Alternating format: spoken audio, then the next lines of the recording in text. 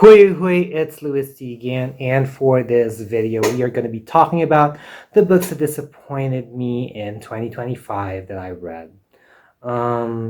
So I'm going to try to make this as quick as possible because a lot of the things about why these books disappointed me are kind of like almost the same thing. They were dull, there was something about the narratives that just like kind of didn't really connect or resonate with me. Like there was some sort of a hidden wall, kind of like what I usually say with books that do not appeal to me. And I'm going to be talking about them in like descending order. You know that if a book got a 3.25 out of 5, for me it is considered as a disappointing book read. And then I'm going to also arrange them according to Goodreads average rating. So without further ado, let us begin talking about what these books are. The first in this list is Janus Silang at Tiyanak ng Tabon by Edgar Calabia Samar. Now, I have a reading vlog of this, and kind of like how I expected, like I know a lot of my, Filipino bookish friends enjoy this one. I mean, I can see kind of where it is. I do think that it has a promising premise. It just lacked like the world building and the story for me. I mean, it's really a challenge for you to be able to execute that for a book this thin, but I don't think that length is enough to kind of like justify, the lack of world building and like story that it had. It does have a bit of a foundational thing going on, but my concern about this is that there was like a huge or like a significant amount of chunk um, in the story that was more of like telling rather than showing. And I mentioned that in my reading vlog. So if you'd like to like check that out, feel free to um, search it. I'm gonna try to link it down below. Or if you can look for my reading vlog in my channel, it is available. It is just somewhere that you can search for it. But yeah, unfortunately, this one didn't measure up like for me to say that I have a positive reading experience. It is quite disappointing, although I'm still interested in like continuing with the series, but like it's not really a priority for me right now. I do see like copies of it, but for some reason I'm not really into like wanting to buy a copy for myself. But who knows, maybe it could be, the next book could be a prompt for like an author being given a second chance, so we'll see about that.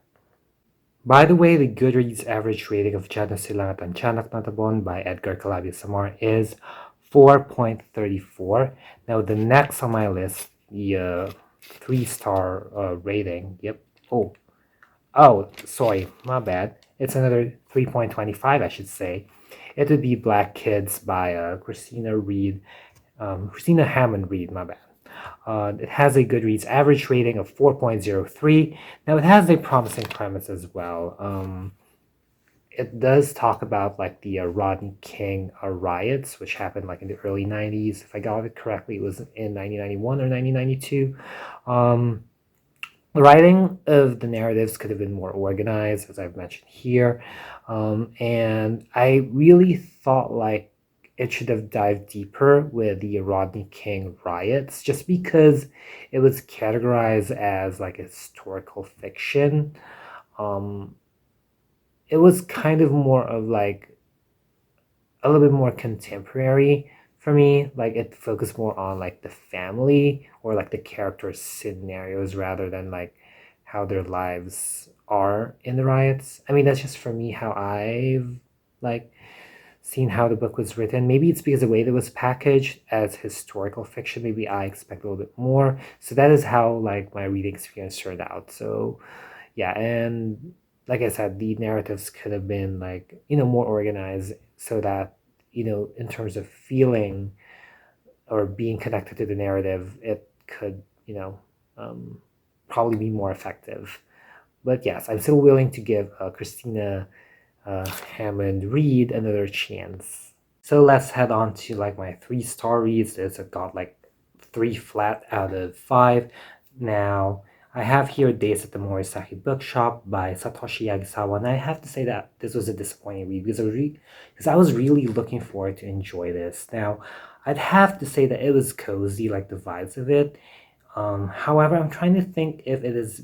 I'm not sure if maybe it's because I wasn't in the right headspace to read it. But like I felt like, if regardless of like what your headspace, books should be able to like kind of captivate you in some sort of way. And the first half did.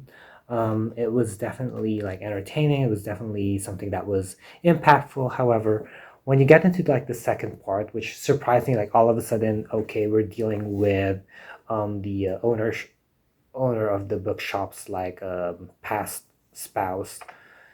It like become discombobulating. It became very confusing. It was convoluting.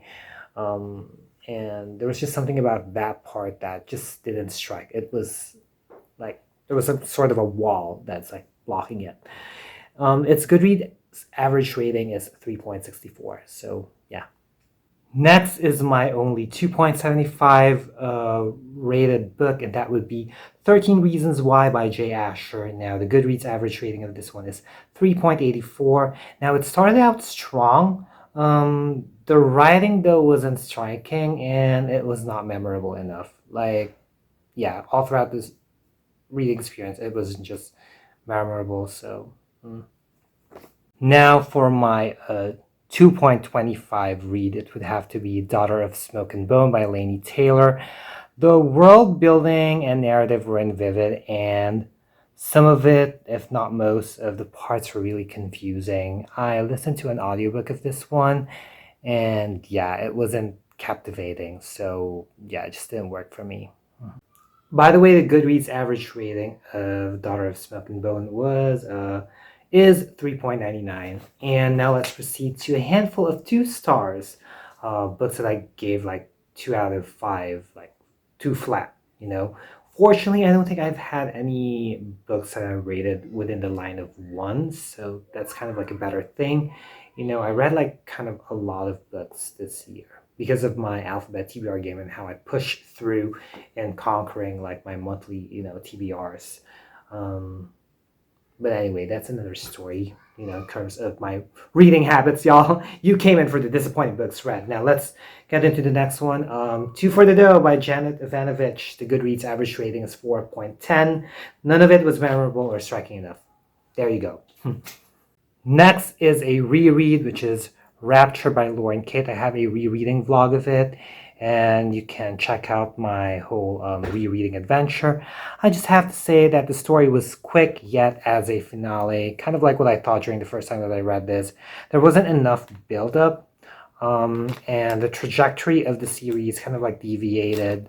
So yeah, it wasn't really a good way to end this series, and now it made me think about like my reading taste. I used to really like say I love the Fallen series, but the ending is it was just like collectively it was just fine, and I enjoyed Passion, but it wasn't really like a perfect 5-star read for me anymore. It's like a 4.5, which by the way, it's kind of like a bit of a spoiler about like my future videos, but I kind of like mentioned it if you've been watching my rereading vlogs anyway. So yeah, this just wasn't it just didn't measure up for me. So guess reading tastes change, y'all. The next on my list is Life After Life by Kate Atkinson with a Goodreads average rating of 3.75. It was just dull, boring. The narrative has a barrier. And lastly for this list is Passenger by Alexandra Bracken. Now, it has a Goodreads average rating of 3.75. It was convoluted. It was dull. The narrative has some sort of a wall. Like, I couldn't get into the world. I couldn't get into the story. I couldn't get into the narrative. It was just like, nothing. But I'm still going to be continuing with the sequel, Wayfarer. It's just a duology so that, I can be like, done with it.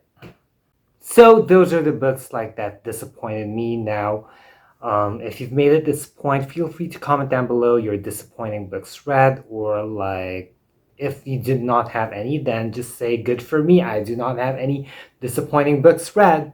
So I hope you still folks like this video. If you did, be sure to give it a thumbs up. Also click that subscribe button and hit that little bell icon somewhere down there to keep yourselves posted about my videos. And also put down links and handles on my social media accounts, so feel free to check me out and follow me there and support me there as well. As always, thank you so much for watching. Always be thankful and unleash the reader in you. Bye y'all.